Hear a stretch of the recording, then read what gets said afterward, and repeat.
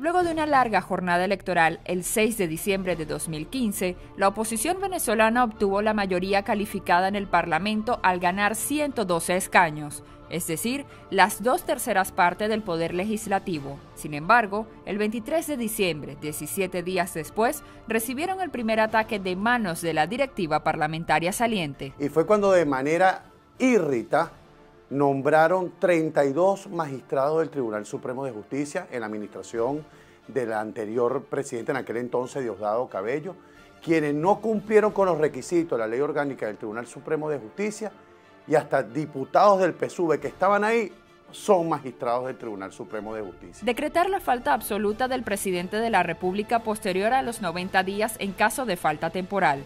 Autorizar el presupuesto nacional, elegir y remover magistrados del Tribunal Supremo de Justicia, miembros del Poder Ciudadano y rectores del Consejo Nacional Electoral son algunas de las importantes decisiones que pueden tomar los nuevos integrantes del Parlamento. Las decisiones que tomó la Asamblea Nacional saliente antes que se hiciera el cambio de una asamblea por la otra en el 5 de enero del año 2016, te reflejaba también ese ímpetu, esa necesidad de blindar la hegemonía política. ¿En contra de quién? En contra de la voluntad del pueblo, la soberanía del pueblo. Posterior a este primer ataque, el 30 de diciembre de ese mismo año, el jefe de la bancada oficialista denunció supuestas irregularidades en la elección de Amazonas y solicitó la desincorporación de los diputados y representantes de ese estado. El chavismo desde un principio quiso quitarle a la oposición los 2/3 de la Cámara. ¿Por qué? Porque con esos 2/3 el Parlamento puede desplegar todas sus funciones, todas sus competencias. Hubiese podido llevar adelante una serie de iniciativas, no solamente en cuanto a la aprobación de leyes, sino incluso hasta la posibilidad de impulsar una reforma de la Constitución. Con el caso de Amazonas, engavetado totalmente, en una maniobra del gobierno para impedirnos a nosotros lo que establece la ley, que es tener las 2/3 partes. Hemos visto cómo se han realizado 3 procesos electorales en lo que va de año, y en ninguno de ellos se ha incluido el proceso del Estado Amazonas. Lo cual, si vamos al tema legal o político, bueno, estaríamos desconociendo el Estado Amazonas. Por supuesto, tenían que desincorporarlos a todos para disimular, por supuesto, fraude electoral. Los ataques que ha sufrido el Parlamento desde su elección y posterior instalación no solo han sido políticos, ha soportado medidas arbitrarias, administrativas y los diputados agresiones físicas y judiciales. Dijiste administrativo y me recordaste que tenemos 2 años que no cobramos.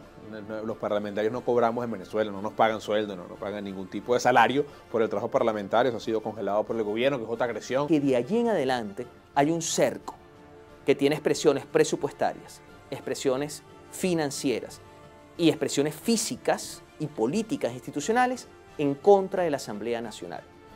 Yo en lo personal he tenido que irme 3 veces desde Por la Mar en unas chalanas que se llaman los tapaditos, los famosos tapaditos, que salen desde Por la Mar hasta el estado Sucre, hasta Chacopata.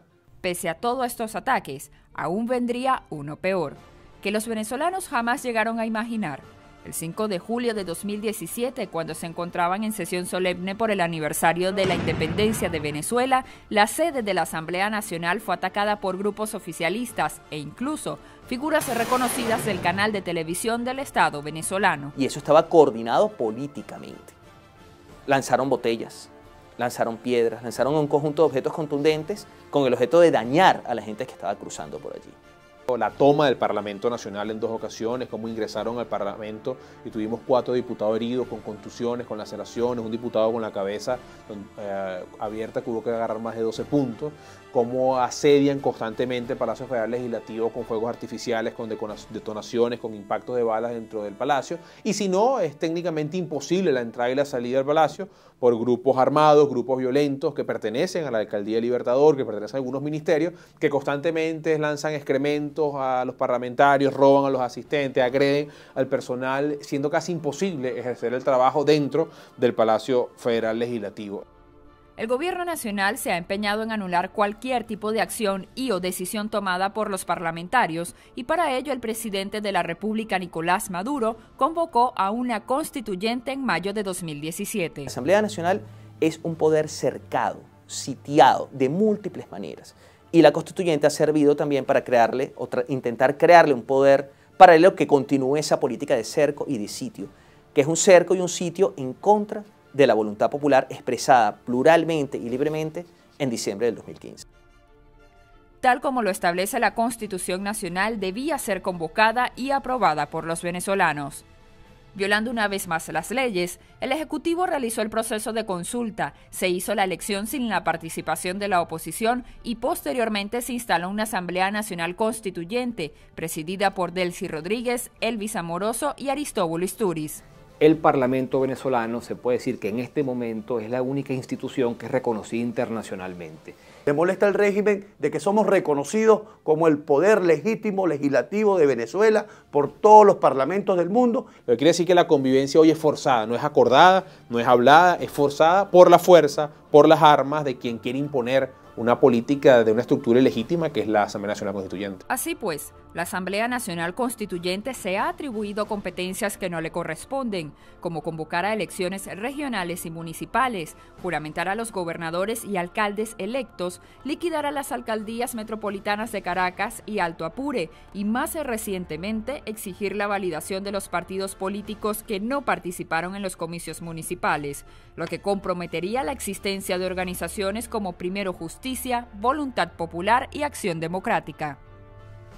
Mire, nosotros no queremos la inmunidad para delinquir, por eso no podemos tomar ninguna prevención que no sea seguir haciendo nuestro trabajo, que es darle voz a la gente, que es denunciar, que es acompañar la lucha social, que es acompañar al ciudadano, que necesitamos estar juntos para enfrentar a un grupo de gente inescrupulosa, sin principios, sin valores, sin ideales, que lo único que le interesa es el poder, el negocio y la plata a expensa de lo que sea. Aún así, los parlamentarios aseguran que seguirán trabajando para lograr que Venezuela salga de la crisis socioeconómica que atraviesa actualmente, pese a las continuas amenazas del gobierno nacional. El espacio natural de encuentro, de diálogo de la sociedad está en sus representantes electos en el seno de la Asamblea Nacional. En 2018, una nueva directiva asume la conducción de la Asamblea Nacional, abriéndose un nuevo capítulo en la larga historia de agresiones contra el Parlamento venezolano y que ponen en riesgo la existencia de la República tal y como se ha conocido históricamente.